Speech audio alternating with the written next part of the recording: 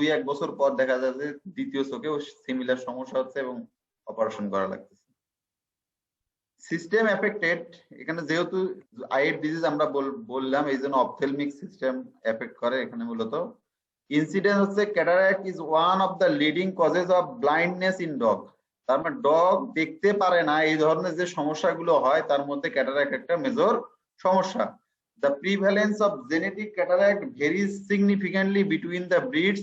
It has been reported as high as 10% in some breeds. এই cataract সমস্যাটা ডগের ক্ষেত্রে মানে এটা অনেক ব্রিড আছে যারা জেনেটিক্যালি ক্যাটারাক্ট প্রবলেম গুলো এদের হয়ে থাকে এবং যাদের হয় সেটার ক্ষেত্রে দেখা যায় জেনেটিক্যালি তাদের যে বংশধর আছে অলমোস্ট 10% এর ক্ষেত্রে এই ক্যাটারাক্ট প্রবলেমটা হয়ে থাকে। Most diabetic dogs will develop cataract regardless of their diabetic control. দেখো আমরা ডায়াবেটিস তো সবসময় হিউম্যানের ক্ষেত্রেই বলছি বা হিউম্যানের ক্ষেত্রেই জানি, ডগের ক্ষেত্রে কিন্তু ডায়াবেটিসের সমস্যা কিন্তু মানে হয়ে থাকে এবং আমরা এই ডিজিজটা পড়াই, আন্ডার গ্রাজুয়েট লেভেলে পড়াই না, মাস্টার্স লেভেলে পড়াই। ডগের যখন ডায়াবেটিসের সমস্যা হবে তখন ক্যাটারাক্ট প্রবলেমটা হওয়ার সম্ভাব্যতাটা অনেক বেড়ে যায়। ক্যাটারাক্টস আর রেয়ার ইন ক্যাটস, এটা সাধারণত ক্যাটের ক্ষেত্রে ক্যাটারাক্টের সমস্যাটা তুলনামূলকভাবে কম। সিগন্যালমেন্ট বা পেশেন্ট ডাটা স্পেসিসের ক্ষেত্রে বলা হয়েছে dog and cat both are effected with cataract.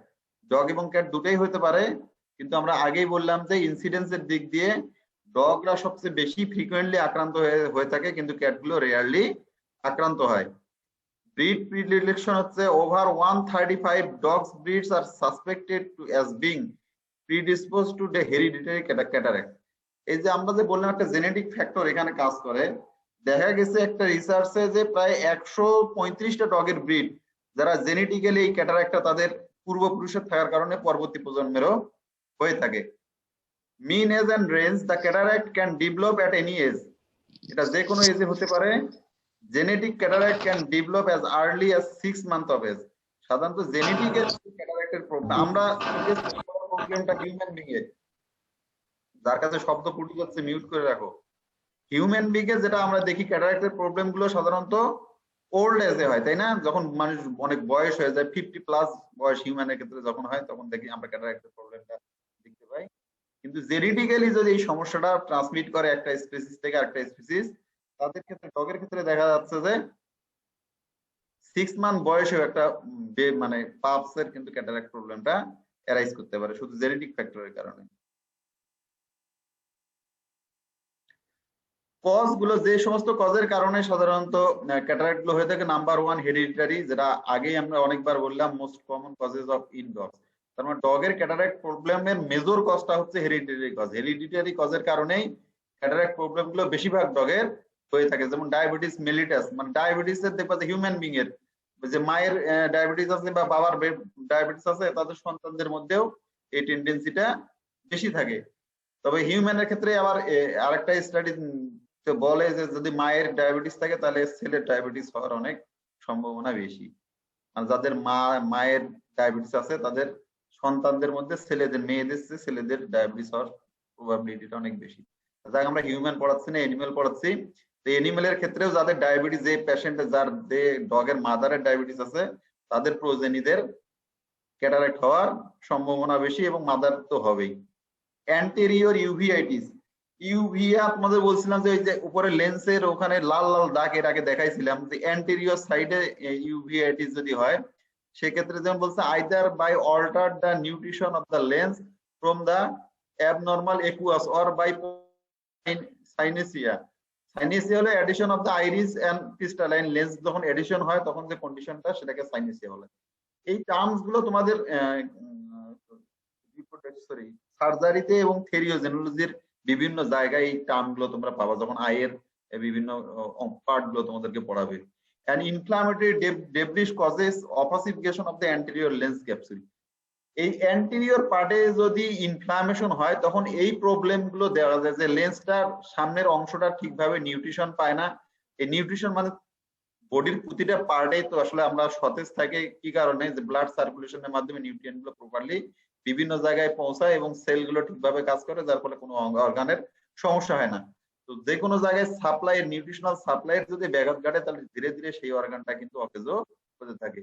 এখানে অ্যান্টেরিয়র ইউভিআইটিস এর কারণেও অপাসিটি হতে পারে। ট্রমা, ট্রমা কিন্তু একটা কমন ফ্যাক্টর, যে কোনো ট্রমার তো কোনো স্পেসিফিক পিরিয়ড বা টাইম নাই, যে কোনো বয়সে যে কোনো এজে ট্রমা গুলো হইতে আঘাত পেতে পারে একটা animal. Perforating injury that disrupts the anterior lens capsule, most commonly in cat claw injury, especially in puppies and kitten. তার মানে পাপিস এবং কিটেন গুলো যখন ছোট থাকে তখন কিন্তু ওরা একটা একটার সঙ্গে মারামারি করে, মানে ডগের বাচ্চাই বলো আর বেবি বলো আর ক্যাটের বেবি বলো, দেখছো না ছোট বেবি গুলো কি করে, একজন আরেকজনের সঙ্গে মারামারি, মুখ ওর মুখে কামড়াকামড়ি করতেছে, ওর বডিতে কামড়াই ধরতেছে। আসলে তারা এগুলো বিভিন্ন এক্সারসাইজের পার্ট হিসেবে করে, মানে একজন আরেকজনকে আক্রান্ত বা ক্ষতিগ্রস্ত করার জন্য করে না। কিন্তু খেলতে গিয়ে এই সমস্যাটা হতে পারে, হঠাৎ করে এই যে লেন্সের মধ্যে লেগে যেতে পারে এবং কোনো জায়গায় রাপচার হয়ে আলটিমেটলি সেখানে অপাসিটি বা ক্যাটারাক্ট ডেভেলপ।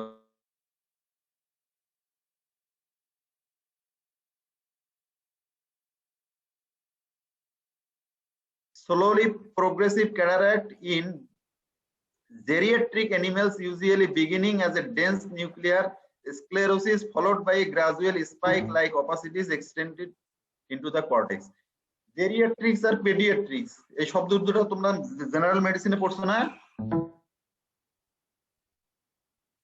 পেডিয়াট্রিক্স কি?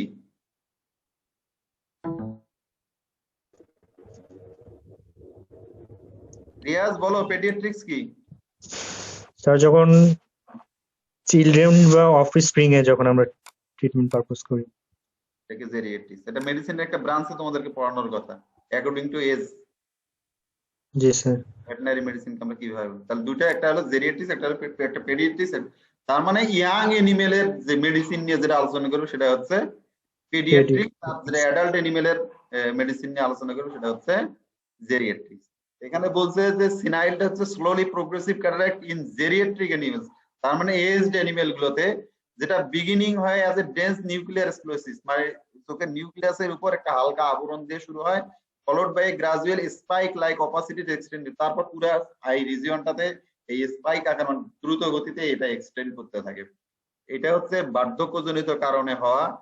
নেক্সট হচ্ছে congenital, due to the hereditary. Congenital, hereditary আর কনজেনিটাল এটা কিন্তু মোরালস সিমিলার টার্মস। সেটা হলো হেরিড বংশগতভাবে যায়, আর কনজেনিটাল ডিফেক্ট গুলো যাদের বংশগতভাবে প্রবলেম থাকে তাদের জন্মের মানে এমব্রায়ো থেকেই প্রবলেম গুলো অ্যাটাচ হয়ে যায়। তো বলছে ডিউ টু হেরিডিটারি কজের কারণে কনজেনিটাল এই প্রবলেম গুলো হয়। সার্জারি ইন্ট্রাঅকুলার ইনস্ট্রুমেন্ট ট্রমা, তার মানে চোখের কোনো যদি একটা অপারেশন করতে গিয়ে অপারেটিভ ফিল্ডে যদি ঠিকভাবে ক্লিয়ার না করে বা অপারেশন করতে গিয়ে কোনো জায়গায় এডিশনাল আঘাতপ্রাপ্ত হয়ে যায়, সেক্ষেত্রেও ক্যাটারাক্ট ডেভেলপ করার চান্স থাকে। আর একটা বলা হচ্ছে toxic, toxic from the long term ketoconazole therapy. এই যে কোনাজল গুলো অ্যান্টি ফাঙ্গাল থেরাপি, তাই না? এই অ্যান্টি ফাঙ্গাল থেরাপি গুলো যদি লং টার্ম দেওয়া হয়, এগুলো দেখবে যখন ট্রিটমেন্টের সাইড ইফেক্ট হিসেবে বিভিন্ন সাইড ইফেক্ট লেখা থাকে, যে ওটাইটিস বা কনজাংটিভাইটিস এরকম প্রবলেম গুলো লেখা থাকে। তো কিটোকোনাজল শ্যাম্পুও আমরা ইউজ করি খুশকির জন্য। এগুলো যদি দীর্ঘদিন ব্যবহার করা হয়, বলছে suspected secondary to toxic by product of the degenerating photoreceptors in dogs with the progressive retinal atrophy। তার মানে চোখের যে ফটো রিসিপ্টর গুলো থাকে ডগের, এগুলো ডিজেনারেশন হইতে থাকে এবং একসময় রেটিনা গুলো ছোট হয়ে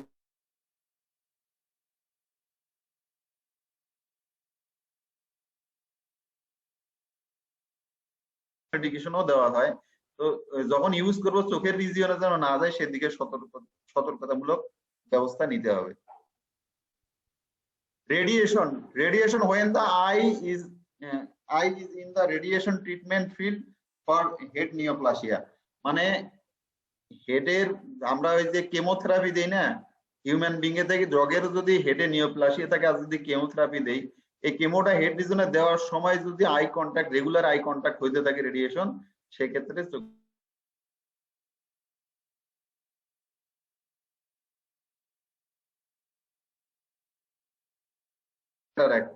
মানে এই ক্যালসিয়ামের পরিমাণও যদি কন্টিনিউয়াস কম হইতে থাকে শরীরে, তার ইফেক্ট হিসেবে ক্যাটারাক্ট ডেভেলপ করতে পারে। নিউট্রিশনালের ক্ষেত্রে বলছে used of unbalance mix replacer in the bottle feed পাপ্পিস and kitten. তার মানে যে পাপ্পি গুলো মায়ের দুধ ঠিকভাবে পায় না, তাদেরকে আমরা যদি বোতল ফিডিং করাই, সেখানে যদি নিউট্রিশনাল ইমব্যালেন্স থাকে, সেক্ষেত্রেও পাপ্পিদের ক্যাটারাক্ট ডেভেলপ করতে পারে।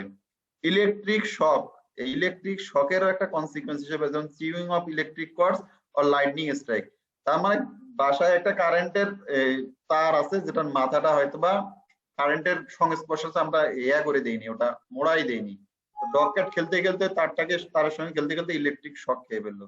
শক খেলে তো এমনিতে ওভারঅল বডিতে তার ইফেক্ট করবে, আবার শকটা রিমুভ করার পর দেখা যাবে যে ক্রোনোলজিক্যালি ওই অ্যানিমালটার মধ্যে ক্যাটারাক্ট ডেভেলপ করতেছে। এই হচ্ছে মোটামুটি কজ, যে কজ গুলোর কারণে ডগ ক্যাটে ক্যাটারাক্ট প্রবলেমটা দেখা দিতে পারে। নেক্সট হচ্ছে সাইন্স।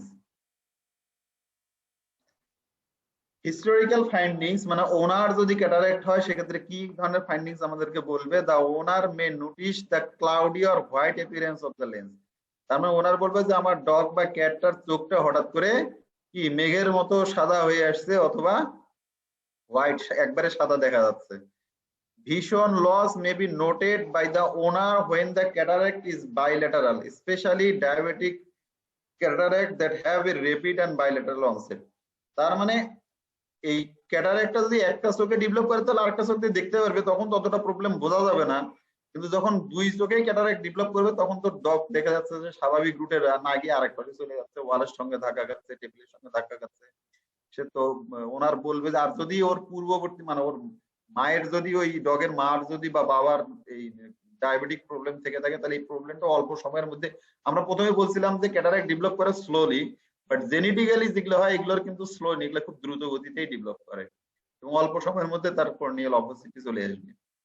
পলিউরিয়া, ইউরিনেশন বেড়ে যাবে, তৃষ্ণা, পলিডিপসিয়া মানে তৃষ্ণা বেড়ে যাবে, is usually noted by the owner prior to cataract develop in the diabetic dogs.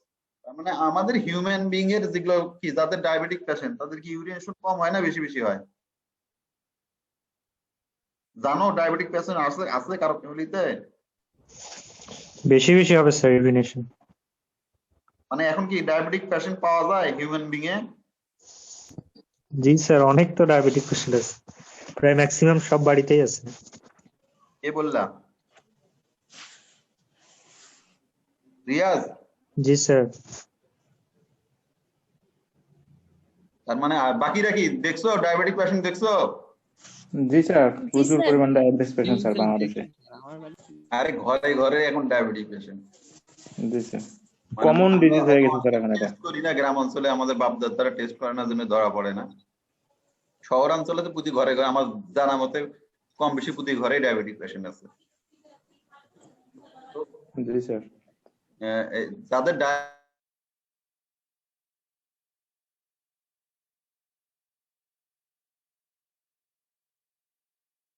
পানি খায় তখন দেখবো যে এমনি পানি খাইলে তো নরমালি ইউরিনেশন বেশি হয়, ডায়াবেটিস এর কনসিকুয়েন্স হিসেবে কিন্তু ইউরিনেশন বেশি হয়।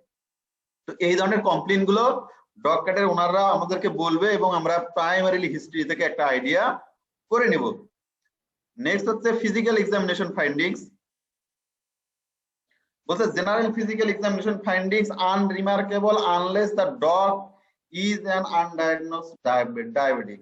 কারণ আমরা যদি জেনারেল ভাবে ডগটাকে এক্সামিনেশন করতে যাই তো সেক্ষেত্রে খুব একটা বেশি কিছু আমরা পাবো না যে ডায়াবেটিস পেশেন্টের ক্যাটারাক্ট হয়েছে, অন্যান্য সিস্টেম থেকে যদি প্রবলেম বুঝতে যাই খুব একটা আমরা প্রবলেম খুঁজে পাবো না। কিন্তু ওর যদি চোখের সঙ্গে যদি আমরা হিস্ট্রিতে শুনি যে এর আগে মানে পিতা মাতার ডায়াবেটিস ছিল তখন আমরা একটা ক্লু পেয়ে সেই অনুযায়ী আমরা ফার্দার পয়েন্ট গুলো নোট করতে পারি। নেক্সট হচ্ছে অপথেলমিক এক্সামিনেশন ফাইন্ডিংস। জেনারেল না করে আমরা সরাসরি যদি অপথেলমিক এক্সামিনেশন ফাইন্ডিংস এর দিকে যাই সেক্ষেত্রে opacification of one or both eye, আমরা দেখবো যে চোখের একটা চোখ অথবা দুটা চোখে কর্নিয়াল অপাসিটি আসছে, মানে অস্বচ্ছতা চলে আসছে। এই অস্বচ্ছতা যখন চলে আসবে তখন আমরা অস্বচ্ছতার মানে চোখ দিয়ে দেখার যে কম দেখার যে মাত্রাটা এটা আমরা নিরূপণ করব। সেটা কিভাবে? নাম্বার ওয়ান বলা আছে ইনসিপিয়েন্ট স্টেজ, ইনসিপিয়েন্ট স্টেজ বা অথবা বিগিনিং স্টেজ, মানে দেখতে যে পাচ্ছেছে না এটা শুরুটা কেমন হয়। বলছে small focal opacity or opacities in the lens that does not interfere with the view of the fundus or no vision deficit। তার মানে চোখের যে এই যে ফান্ডাস গুলো আছে এখান থেকে যে দেখার যে অস্বচ্ছতার মাত্রাটা বিগিনিং স্টেজে একটা চোখেও হতে পারে অথবা দুটা চোখেও হতে পারে হালকা পরিমাণে, কিন্তু এই হালকা পরিমাণ যে মানে চোখে কম দেখতে পারে এটা ডগ ক্যাট মার্ক করতে পারবে না, ওনারও সহজে মার্ক করতে পারবে না যে আমার ডগটা দেখতে পারতেছে না। মানে স্টার্টিং স্টেজে প্রবলেম খুব একটা আমরা নোটিফাই করতে পারবো না, কিন্তু স্টার্টিং স্টেজে কিন্তু এই যে অপাসিটিটা শুরু হয়ে যায় একটা চোখে অথবা দুইটা চোখের লেন্সের সামনে, এবং ভিশনের কোনো সমস্যা হয় না। নাম্বার 2 হচ্ছে ইমমেচিউর স্টেজ, তার মানে বিগিনিং স্টেজ। দ্বিতীয় স্টেজটা আমরা বললাম ইমমেচিউর স্টেজ। বলছে diffusely cloudy appearance to the lens with the tapetal reflection still visible and some portion of the fundus visible through a dilated pupil and the venous reflex is positive but tapping may be negative. শোনো, এগুলো আয়ের অনেকগুলো terminology আছে, ওই আয়ের উপর যদি একটা সিস্টেম ওয়াইজ পড়ানো হয় এই সবগুলো টার্ম তোমাদের চলে আসবে। এখানকার মধ্যে যে জিনিসটা তোমরা একটু মানে এতগুলো টার্ম একসাথে মনে রাখতে পারবে না, যেটুকু হলো নোটেবল সেটা হলো চোখটা পূর্বের চেয়ে আর একটু ক্লাউডি হয়ে যাবে। মানে আগে তো দেখার কোনো সমস্যা হইতো না, হয়তো কোনো এক জায়গায় হালকা একটু ক্লাউডিং বোঝা যেত, এবার চোখটা মোটামুটি একটু ক্লাউডি হয়ে আসছে।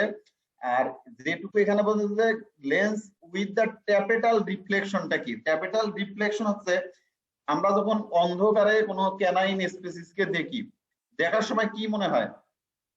ধরো যে রাতের বেলায় বাঘের চোখ দেখতেছো তোমরা, বা রাতের বেলায় কুকুরের চোখ দেখতেছো অন্ধকারের মধ্যে, তখন কি মনে হয়? আর অন্ধকারে জল জল করে। অন্ধকার একটা টর্চ লাইটের মতো মনে হয় না? যে কোনো একটা জায়গায় লাইট মারতেছে, মানে হয়তো কোনো আলো ফেলতেছে। এই যে অন্ধকারের মধ্যে আলো ফেলাটা যখন আমরা দেখতে পাই সেটা হলো ট্যাপেটাল রিফ্লেকশন। তো বলছে ট্যাপেটাল রিফ্লেকশন ইজ ভিজিবল, তার মানে এই সময়ে এই যে আই যে রিফ্লেক্ট করবে, এই রিফ্লেক্ট করাতে তেমন একটা সমস্যা হয় না, বাট কিন্তু চোখটা কিন্তু ক্লাউডি হয়ে আসছে। বুঝতে পারছো? মানে চোখ ক্লাউডি হয়ে আসছে। ওই ডগটাকে যদি আমরা অন্ধকারে রেখে দেই কিন্তু ডগের ওই আইটা তখনও আমাদের চোখের মানে আমরা যদি দেখি তাহলে চোখ থেকে আলো বের হয়ে আসার মতো কন্ডিশন দেখা যাবে। এটা হলো ইমমেচিউর স্টেজে। আর মেচিউর স্টেজে বলছে completely opaque with no tapetal reflection visible and blind. তার মানে যখন একটা চোখের ছানিটা যখন মেচিউর হয়ে যাবে তখন কমপ্লিট ওপেক, তার মানে পুরো চোখটা কি ক্লাউডি হয়ে যাবে। পাশাপাশি যে ট্যাপটা ওই ডগটাকে যদি আমরা একটা অন্ধকারের মধ্যে রেখে দেয় তাহলে ও চোখ দিয়ে যে আলো বেরোসে এই চোখ দিয়ে আলো বেরোসাটা টের পাওয়া যাবে না। মানে আমরা হিউম্যান বিং অন্ধকারে দাঁড়াইলে আমাদের চোখ দিয়ে বের হয় ওইরকম আলো বের হয় না স্যার, অন্ধকার কালোর মতোই দেখা যায়। তো তখন ওই ডগটাকে যে ডক্টর কিনা ক্যাটারাক্ট প্রবলেমটা কমপ্লিট হোক, ক্যাটারাক্ট মেচিউর ক্যাটারাক্ট হবে, তখন ওর চোখ থেকে আর আলো বের হয়ে আসবে না। এটাই হচ্ছে ট্যাপেটাল রিফ্লেকশন। বুঝতে পারছো সন্তোষ? বুঝতে পারো নাই? বুঝতে পারতেছি স্যার। কি ট্যাপেটাল রিফ্লেকশন কি? স্যার মানে ট্যাপেটাল রিফ্লেকশন মানে যখন অন্ধকারে ডগ ক্যাটের চোখে কোনো লাইট যায় তাহলে স্যার এটা ব্রাইট লাইট মানে মনে হয় sir, that is not tapetal reflection. তাহলে ক্যাটারাক্ট যদি কমপ্লিট হয় মেচিউর হয় তখন কি হবে?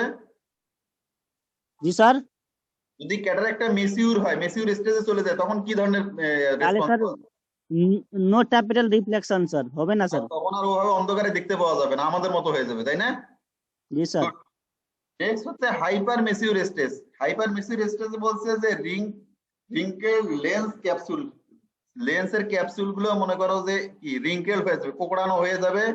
Areas of the dense white mineralization may have a portion of liquefied cortex, the white by starkly to clear, deep anterior chamber blind unless there are large areas are clear liquefied cortex। তার মানে এর পরের স্টেজটা চোখের দিকে যদি তাকাই শুধু ক্লাউডি থাকবে না, ক্লাউডির মধ্যে মনে হবে যে অনেক কিছু জিনিস ময়লা জমে গেলে যেরকম কন্ডিশনটা হয় সেটা হচ্ছে হাইপার মেচিউর। মানে ক্লাউডির পাশাপাশি ক্লাউডির স্টেজে মেঘ যখন আমাদের সাদা থাকে তখন একরকম দেখা যায়, আর মেঘে যখন পানি জমে তখন কি রকম হয়ে যায়?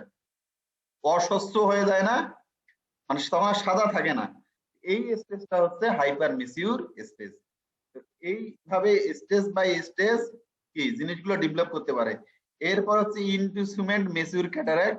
ইনটিসিউমেন্ট মেচিউর ক্যাটারাক্ট হচ্ছে opaque swollen lens usually due to the hyperosmotic effect of the diabetes or shallow anterior chamber. এরপর লাস্ট সর্বশেষ যে স্টেজ আছে যে ক্লাউডি হয়ে গেল, রিঙ্কেল হয়ে গেল, এরপর ওইটা সোলেন হয়ে মনে হচ্ছে চোখটা বের হয়ে আসতেছে।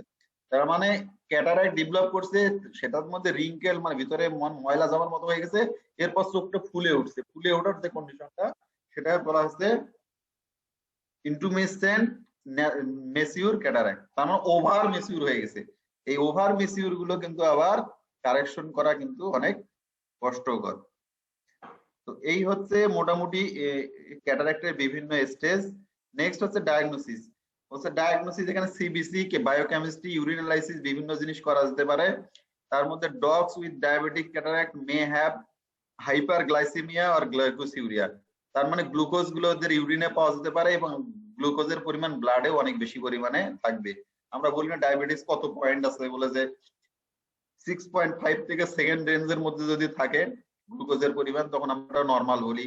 আবার ডায়েটিং এর পরে একটা মাত্রা আছে, ডায়েটিং ছাড়া একটা মাত্রা আছে। আবার মনে করো যে 10 এর উপরে যদি এই লিমিটটা থাকে তাহলে হিউম্যান বিং এর যেটা আর কি, তাহলে আমরা ওটাকে মোটামুটি ডায়াবেটিস এর প্রাইমারি স্টেজ বলি। আর যাদের ডায়াবেটিস এর লিমিট গুলো 15 বা 16 উপরে কন্টিনিউয়াসলি থাকে তাদের ক্ষেত্রে আমরা ইনসুলিন ডাক্তাররা দেওয়া সাজেস্ট করে। তো এদের ক্ষেত্রে ইউরিনের অ্যানালিসিস করলে সেখানেও গ্লুকোজ পাওয়া যাবে, আর ব্লাড গ্লুকোজ লেভেল গুলো দেখলেও তাদের ব্লাড গ্লুকোজ লেভেলও অনেক বেশি পরিমাণে হবে। এর একটা কারণ কি, ডায়াবেটিস পেশেন্ট গুলোর কি যে ইনসুলিন এবং গ্লুকাগন এগুলো তোমরা ফিজিওলজি ফার্মাকোলজিতে পড়ে আসছো, যে যেগুলো গ্লুকোজ প্রডিউস হয় এগুলো শরীরের সেলের মধ্যে এরা ঢুকাইতে পারে না এই হরমোন গুলোর অভাবে, যার ফলে এই মাত্রাগুলো ব্লাড লেভেলে বেশি থাকে এবং ইউরিন দিয়ে শরীর থেকে বের হয়ে যায়। নেক্সট হচ্ছে ইমেজিং। ইমেজিং এর মাধ্যমে কিভাবে করা যেতে পারে, ocular ultrasound can be used to evaluate the posterior lens capsule for any signs of rupture and can evaluate the retinal detachment prior to cataract surgery।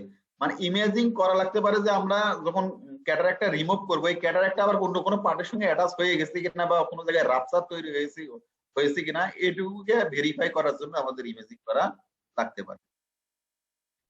আরেকটা হলো ডায়াগনস্টিক প্রসিডিউরের মধ্যে হলো electroretinogram is perform prior to cataract surgery to evaluate the retinal degeneration when the fundus is not visible due to the cataract। তার মানে retinal ফান্ডাস যখন দেখা যায় না বা যদি রেটিনার মধ্যে ডিজেনারেশন হয় এই ডিজেনারেটিভ চেঞ্জ গুলো ডায়াগনোসিস করার জন্য ইলেকট্রো রেটিনোগ্রাম করা লাগতে পারে।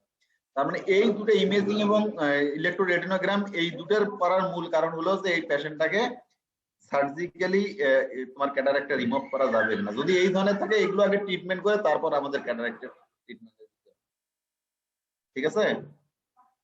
নেক্সট হচ্ছে ট্রিটমেন্ট। ট্রিটমেন্টের ক্ষেত্রে অ্যাক্টিভিটির ক্ষেত্রে বলছে ফর সেফটি অথবা blind animal should not be allowed to access in an ground swimming pool or restrict the outside activity to fence yard or lashes works। তার মানে সেফটির জন্য যে সমস্ত এনিমেলে ক্যাটারাক্ট ডেভেলপ করে তাদেরকে সুইমিং পুলে নামায় দেয়, কারণ যদি ডিপ ক্যাটারাক্ট হয় তাহলে তো দেখতে পারবে না, সুইমিং পুলে ওখানে ডুবে মারা যাবে। আবার বাইরে ওয়াকিং এর ক্ষেত্রেও আমাদের সাথে রেখে তাদেরকে ওয়াকিং করাতে হবে, আদারওয়াইজ বিভিন্ন ফেন্স যেগুলো আছে এগুলোর সঙ্গে লেগে কিন্তু তার সে ক্ষতিগ্রস্ত হতে পারে। ক্লায়েন্ট এডুকেশনের ক্ষেত্রে বলা হয়েছে cataract surgery is routinely performed with an overall 80 to 90% success rate। Cataract হলে সার্জিক্যালি এটা রিমুভ করে 80 থেকে 90% পেশেন্ট ক্ষেত্রে ভালো হয়ে যায়। Once the cataract are remove they can not return. সাধারণত ক্যাটারাক্ট গুলো একবার অপারেশন করলে ওটা নতুন করে ওই চোখে সমস্যার সৃষ্টি হয় না। Artificial lens implant will restore essentially in normal vision. অনেক সময় লেন্সেরও প্রবলেম থাকে, লেন্স গুলো রিপ্লেস করা লাগতে পারে, তো আর্টিফিশিয়াল লেন্স বসায়ও কিছু কিছু ক্ষেত্রে এটা কারেকশন করা হয়। নেক্সট হচ্ছে surgical consideration. Phaco emulsification, phaco surgery জন্য এগুলোর যে হিউম্যানের ক্ষেত্রে যেটা করে সেটা কিন্তু ফ্যাকো সার্জারি করে। হ্যাঁ, এখানে বলছে ফ্যাকো ইমালসিফিকেশন। ফ্যাকো ইমালসিফিকেশন জিনিসটা removal of the cataract with a 3 millimetre corneal incision. তার মানে কর্নিয়ার মধ্যে একটা 3 মিলিমিটারের ইনসিশন দিয়ে using the ultrasonic wave to emulsify and then aspirates the lens cortex and nucleus। আসলে সমস্যাটা তো হয়তো লেন্সের উপরে একটা আবরণী তৈরি হয়ে যায় এই যে ক্যাটারাক্টের ক্ষেত্রে। এই ক্ষেত্রে বলছে যে কর্নিয়ার উপরে একটা 3 মিলিমিটার ইনসিশন দেওয়ার পর একটা আল্ট্রাসোনিক মানে একসঙ্গে ইনসিশন দিবে এবং আল্ট্রাসোনিক ওয়েভের আল্ট্রাসোনোগ্রাফির যেমন একটা হ্যান্ডেল আছে না, এইরকম একটা চোখে ইন্ট্রোডিউস করার মতো আল্ট্রাসোনিক ওয়েভের মানে যেটা ভাইব্রেশন তৈরি করে লেন্সের উপরে যে আবরণটা হয় এই আবরণটাকে সেই ভাইব্রেশনের মাধ্যমে সেটা ইমালসিফাই করে মানে গলায় দেয়। এরপর পাশাপাশি ওখানে একটা অ্যাসপিরেটস মানে ওটাকে স্থাক করে নেওয়ার মতো আরেকটা টিউব থাকে, যেটা ওখান থেকে ওই উপরের আবরণটা স্থাক করে সেখান থেকে বের করে নিয়ে আসে। মানে যেগুলো ইমালসিফাই হওয়া মানে কি গলে যাওয়া, তার মানে আবরণটা যদি গলে যায় আর সেটা স্থাক করার একটা জিনিস থাকে তাহলে ওই আবরণটা আর ওখানে থাকবে না। এটাকেই বলা হচ্ছে phacoemulsification. Is the most common technique for cataract removal.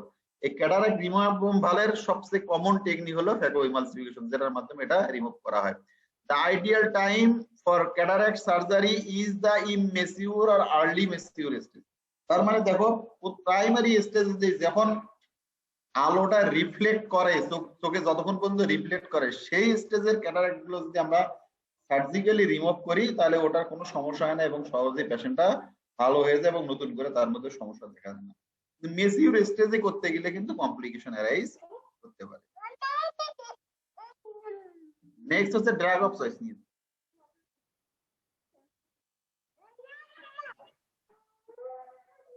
এখানে ড্রাগের মধ্যে বলছে টপিক্যাল, এই যে গতকাল টপিক্যাল, এখানে টপিক্যাল আছে। টপিক্যাল মানে যে প্লেসে মানে বডি যে সারফেসে অ্যাপ্লাই করা হয় বা যে স্থানে অ্যাপ্লাই করা হয় সেটা হচ্ছে টপিক্যাল, টিওপিআই।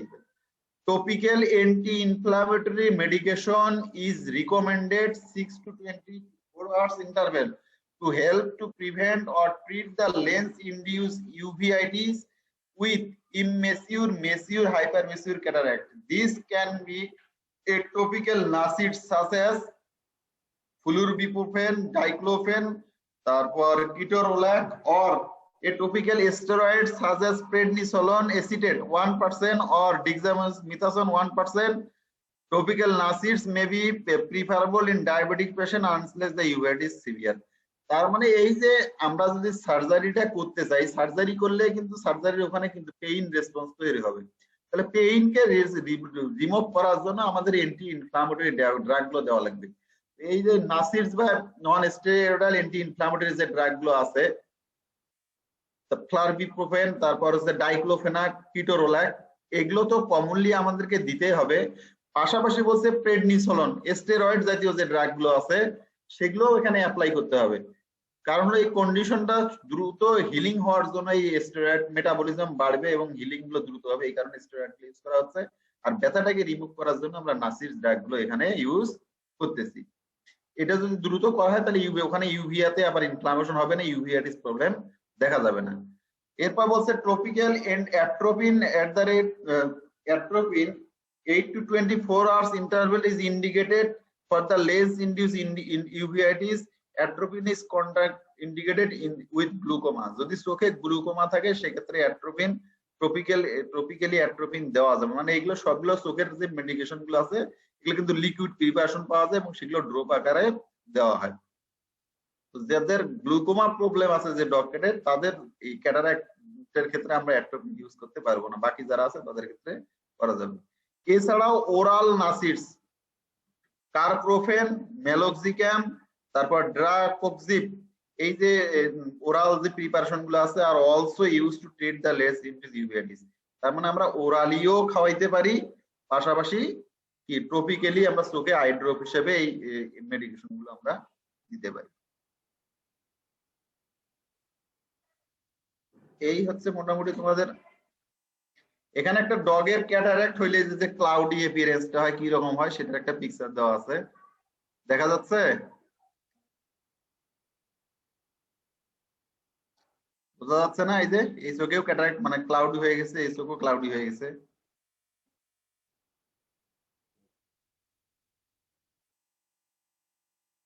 দেখতে পাচ্ছ কি সুস্মিতা? এই রেসপন্স করো। জি স্যার, দেখা যাচ্ছে তো।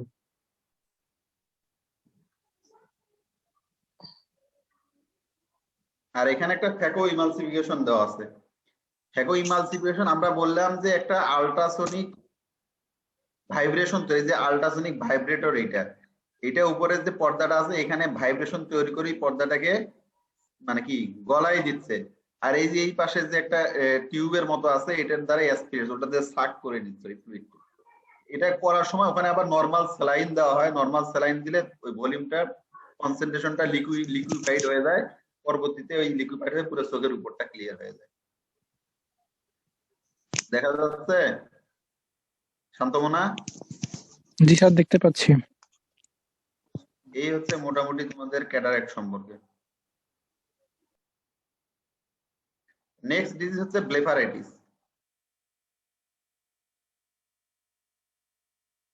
জিনিসগুলো সুন্দর না, মানে আমরা ডগ কাটে দেখতেছি, আলটিমেটলি হিউম্যানও কিন্তু সেম ভাবে জিনিসগুলো কারেকশন করে এবং সেম সিমিলার টাইপের প্রবলেম গুলোই অ্যারাইজ করে। Blepharitis means inflammation of the eyelids is usually associated with conjunctivitis. তার মানে আইলিডে, ডগের আইলিডে যদি ইনফ্লামেশন হয়, ইনফ্লামেশনের একটা কার্ডিনাল সাইন হিসেবে ইনফ্লামেশন কার্ডিনাল সাইন কি বলো তো দেখি?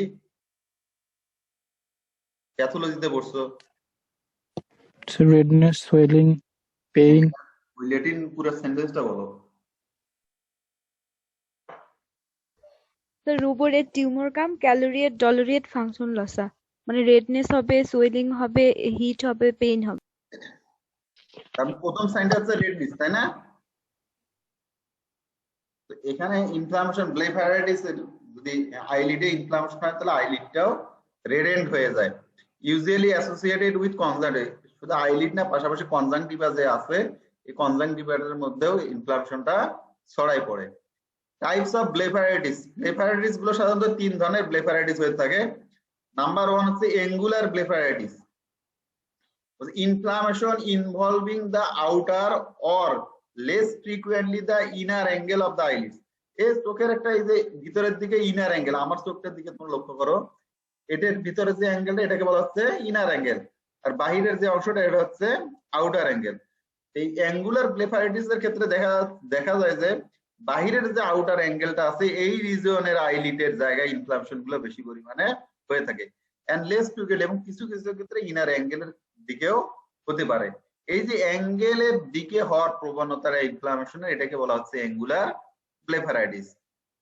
নাম্বার 2 হচ্ছে squamous blepharitis, seborrhoea of the eyelid margin with formation of little plaques of bright secretion on the eyelashes. তার মানে যে জায়গায় ইনফ্লামেশন হয় লাল হয়ে যায় সেখান থেকে একটু হালকা হালকা করে মিউকাস মানে সেবাম নিঃসরণ হতে পারে। এই সেবাম গুলো একসময় চোখের এই পাতার গোড়া গুলোতে জমতে জমতে একটা প্লাগের মতো তৈরি করে, মনে করো একটা শক্ত লেয়ারের মতো তৈরি করে। এই যে শক্ত লেয়ার মানে ওজিং একটু হইতে হইতে শক্ত লেয়ার ফর্মেশন করলো, এই সময় যে ব্লেফারাইটিসটা হয় এটাকে বলা হচ্ছে স্কুমাস ব্লেফারাইটিস। আর নাম্বার 3 হচ্ছে ulcerative blepharitis, a condition characterized by less of eyelashes and appearance of the small ulcerated packets on the eyelid margin. তার মানে এর এই স্টেজে গিয়ে এই লাল জায়গার এই জায়গায় ছোট ছোট একগুলো মনে করো ভেসিকেলের মতো হয়ে যায়, যেগুলো রাপচার হয়ে গিয়ে আইলিড মার্জিন গুলোতে হালকা আলসারেশন বা ঘায়ের মতো তৈরি হয়। তার মানে প্রাইমারিটা হলো রেডেন্ট, দ্বিতীয়টা হচ্ছে রেড থেকে হালকা উজিং হয়ে সেখানে শক্ত কিছু প্লাক ফর্মেশন হয়, তৃতীয়টা হচ্ছে হয়তো প্লাগ গুলো উঠে গিয়ে পরবর্তীতে ওখানে ছোট ছোট গায়ের মতো তৈরি হয়। এই তিন কন্ডিশনে যে আইলিডের ইনফ্লামেশন গুলো হয়ে থাকে এগুলোকে বলা হচ্ছে ব্লেফারাইটিস। নেক্সট হচ্ছে ইটিওলজি বা কজেস, হচ্ছে external injury and allergic causes. External injury allergic কজের মধ্যে যেগুলো আছে ওপেন ওন্ড, তারপর হলো কন্টিউশন। কন্টিউজড মানে কি? কন্টিউশন সার্জারিতে তো ডিটেল আরো পড়বা যে ওন্ড আছে কিন্তু বাইরে থেকে ভিজিবল না, এটা হলো কন্টিউশন। তারপর ফরেন বডি, চোখের মধ্যে কোনো কিছু পড়ে গেল, এ স্মোক ধোঁয়ার সংস্পর্শে গেলেও কি আমাদের চোখ আমরা জ্বালা পোড়া করে আমরা ঘষি এবং লাল হয়ে যায়। এনিমেলের ক্ষেত্রেও হতে পারে। গ্যাস, ইরিটেটিং গ্যাস যেগুলো আছে অথবা কোনো ডাস্ট পার্টিকেল যদি পড়ে সেক্ষেত্রে ব্লেফারাইটিস প্রবলেম হতে পারে। কিছু ইনফেকশাস কজ আছে যেগুলোর কারণে ব্লেফারাইটিস হয়, যেমন মরেক্সেলা স্পেসিস। মরেক্সালা নাকি নাম শুনছো না মরেক্সিলা?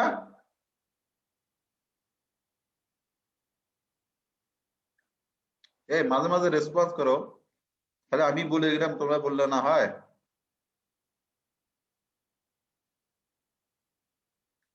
মরেক্সিলা species, Mycoplasma species, Chlamydia species, Rickettsia is a common cause. তার মানে রিকেটশিয়ার ফলে কমনলি কিন্তু ডগ কাটে ব্লেফারাইটিস হতে পারে। In addition staphylococcus aureus, streptococcus and bacillus are responsible for eye infection. তার মানে অনেকগুলো অর্গানিজম আছে যেগুলো আয়ের মধ্যে ব্লেফারাইটিস করতে পারে। এছাড়াও কিছু ভাইরাল কজ আছে যেমন ক্যানাইন ডিস্টেম্পার এবং ব্লু টাং, এগুলো যদি হয় সেক্ষেত্রে হতে পারে। প্যারাসাইটিক কজ যেমন থ্যালাজিয়া স্পেসিসের যদি স্পেসিস দ্বারা আক্রান্ত হয় সেক্ষেত্রেও ব্লেফারাইটিস হবে বা ডেভেলপ করবে। তো এগুলাই হচ্ছে কমন কজ যেগুলোর মাধ্যমে ব্লেফারাইটিস হয়। নেক্সট হচ্ছে clinical sign. The commonest form of is characterized by the mucoid or mucopurulent discharge, congestion of the blood vessel and swollen mucous membrane. আসলে যে কোনো জায়গায় ইনফ্লামেশন, স্ট্রোক বলে না, আমরা যে কোনো পার্টের যদি ইনফ্লামেশন হয় সেই জায়গাগুলো সোলেন হয়, রেডেন্ট হয়, এগুলোই হচ্ছে কমন ফাইন্ডিংস। আর চোখের জায়গায় যদি একটু কোনো কারণে মনে করো চোখে ইরিটেশন হয় সেক্ষেত্রে কিন্তু আমরা সবাই দেখি যে সবাই মুখে কি তোর চোখ এত লাল হয়ে গেছে কেন, আমরা বলি না? তো এখানে যেটা হয় ব্লেফারাইটিস এর ক্ষেত্রে চোখগুলো লাল হয়ে যাবে, ফুলে যাবে এবং সেখান থেকে মিউকয়েড ডিসচার্জ বের হতে থাকবে। এবং এই মিউকয়েড ডিসচার্জ গুলো যদি ট্রিটমেন্ট না করা হয় কয়েকদিন পরে এই মিউকয়েড গুলো মিউকোপুরুলেন্ট ডিসচার্জে পরিণত হবে, মানে পাসের মতো করে ওখান থেকে ডিসচার্জ বের হতে থাকবে। The presence of false membrane adherent to the ocular mucous membrane, এইগুলো ডিসচার্জ গুলো বের হতে হতে মনে হবে চোখের উপর একটা ফলস মেমব্রেন তৈরি হয়ে গেছে। When the inflammation is more severe, the discharge become distinctly purulent. তার মানে এই যে বললাম যে ট্রিটমেন্ট যদি প্রথম থেকে করা না হয় এক সময় এই ডিসচার্জ গুলো কি হতে পুরুলেন্ট ডিসচার্জ মানে পাস ফর্মিং ডিসচার্জ হিসেবে বের হতে থাকে। Vesicle formation along with the margin of the eyelid, এই ভেসিকল ফর্মেশন গুলো কি আলসারেটিভ স্টেজের আগে গিয়ে কিন্তু এই ভেসিকল ফর্মেশন গুলো হবে। Allergic blepharitis causes intense itching, bilateral tearing, redness and the minimal stringy discharge. যদি এই ব্লেফারাইটিসটা অ্যালার্জিক কজের কারণে হয়ে থাকে সেক্ষেত্রে ইচিং হবে এবং দুই চোখে ইচিংটা একসঙ্গে হবে।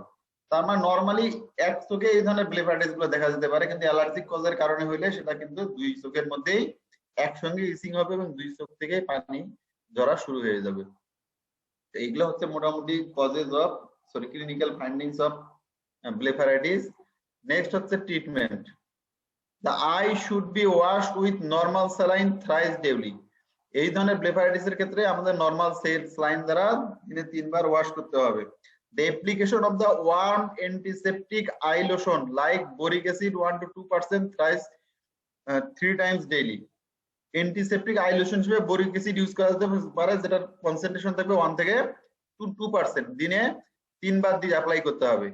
অ্যান্টিমাইক্রোবিয়াল আই প্রিপারেশন, অ্যান্টিমাইক্রোবিয়াল হিসেবে কি দিতে পারি ক্লোরামফেনিকল আর সালফাসিটামাইড ড্রাগ অর ওয়েন্টমেন্ট